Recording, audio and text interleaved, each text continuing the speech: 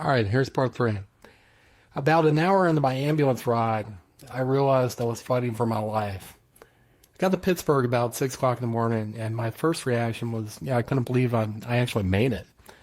So I remember all the details vividly. Yeah, being transported from the ambulance down the hallway and to the elevator, the person's face in the elevator. The construction at the hospital, being transported to the intensive care. So they put me in the bed in the intensive care, and the nurse started cleaning me up. And to me, for that minute, that was like the best thing in the world because, I just went, I was still a person. I still, went through a 4-hour ambulance ride and, 4-hour trip and, to get cleaned up. I mean, that was great. So to be in a city 4 hours from home, 6 o'clock in the morning, it was terrifying to know that your kids were still asleep, not knowing that you were preparing for emergency brain surgery, and there's not a damn thing you can do about it.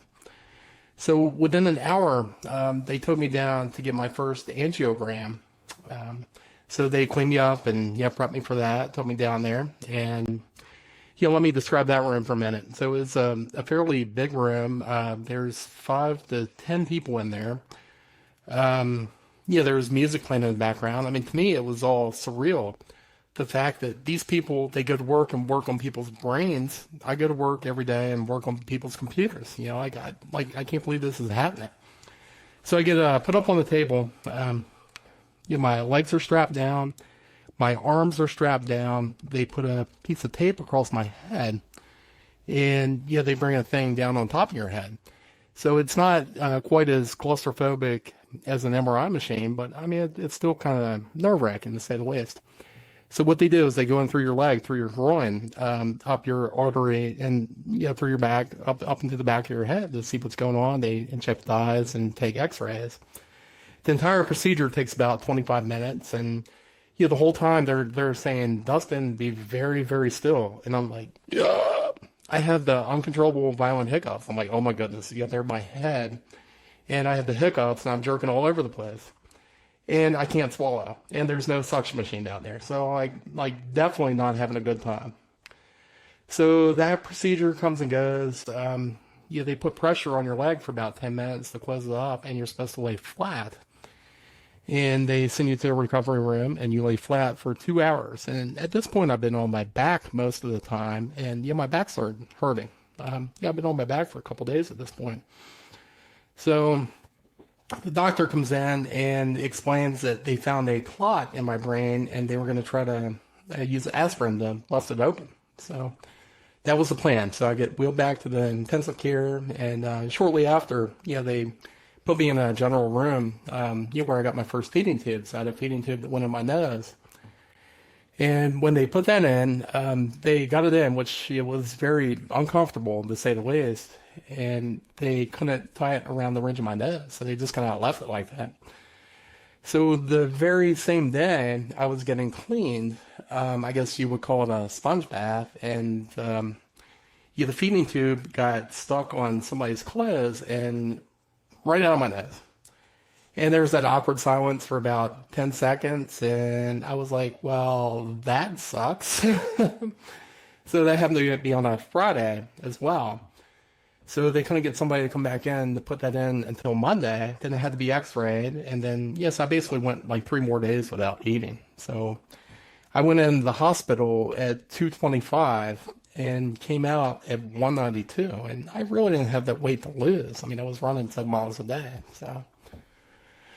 So they got that straightened out, and the whole double vision, I still had that. I kind of realized that if I closed my right eye, I can at least focus on the TV and just kind of let the time go by. So I ordered an eye patch, and what they sent me was an eye patch that had gauze in it. It was, I think for a broken eye. I was expecting some kind of Jack Sparrow eye patch, but that never came. So I put it on my eye, and what I didn't realize is I couldn't feel the gauze on my eyeball. So within 4 hours, I had scratched my cornea to the point where I couldn't see out of my eye. I had no idea. So I went from double vision to good vision out of one eye, and couldn't see anything out of the other one. So it went from bad to, I don't know if it's worse or not at the time, but definitely not good. So yeah, so that was kind of crazy. So so I spent the next couple days in the hospital there, and just kind of waiting to see if the aspirin did its job. And I was going in for another angiogram on Wednesday, and the day before, my one friend calls me up, and he's like, "Well, I'm sorry, everything happened," and I started telling him about the software I'm working on, and like, "Oh, I'm not worried about this." He's like, "Yeah, that software, that sounds really great. Maybe I can hear about it next week." I'm like, "Oh, yeah, next week's not really good. I have brain surgery scheduled." So it's kind of funny. I mean, my head was with it the whole time, which is like every last detail. I can recall, through the whole experience. So I go in for the second angiogram.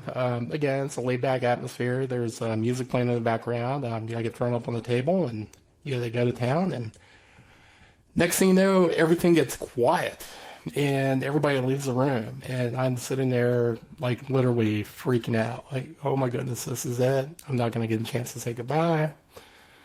I think they were gone for about 10 minutes. They came back in, and the doctor, the neurologist, he gets eye level with me and asked me if he wants me to save, or he wants him to save my life. And I just kind of looked at him. I'm like, I didn't really understand that question at all.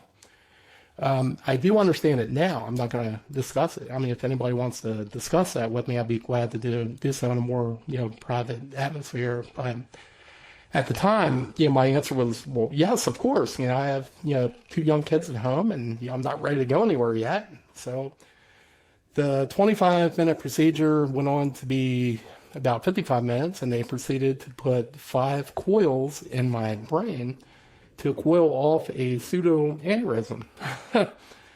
So last thing in the world I was expecting. And so they went to, they got that done. And I mean, it just seemed to take forever. And they went to close open my leg. And I don't know if they gave me like less anesthesia, but it felt like a finger in an open gunshot wound, which I've never been shot before. But I literally screamed out in pain for 10 straight minutes. I'm like, if I can get past that, I get past anything.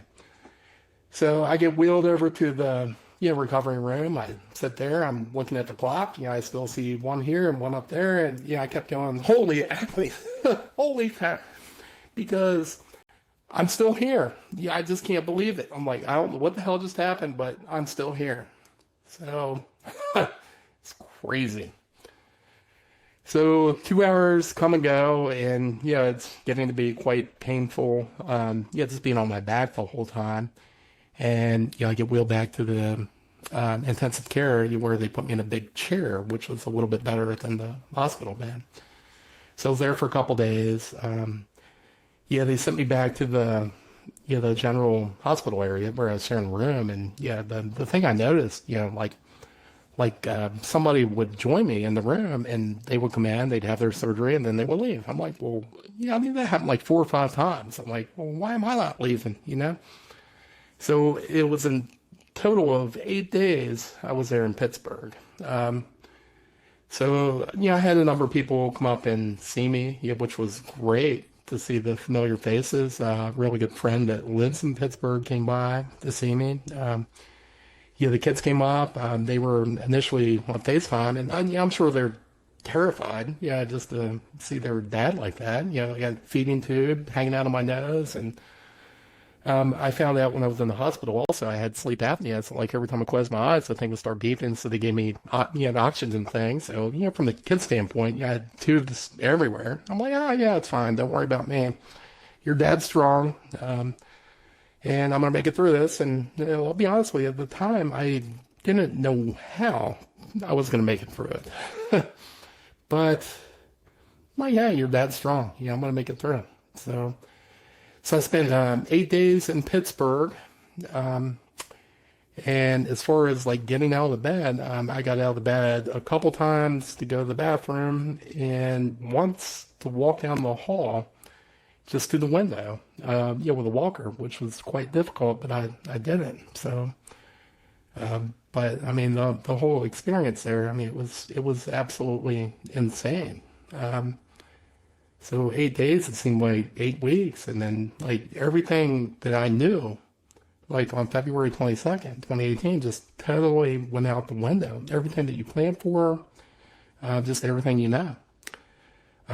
So that concludes part 3. So part 4 is going to be my trip back to Hagerstown and 3 weeks in rehab.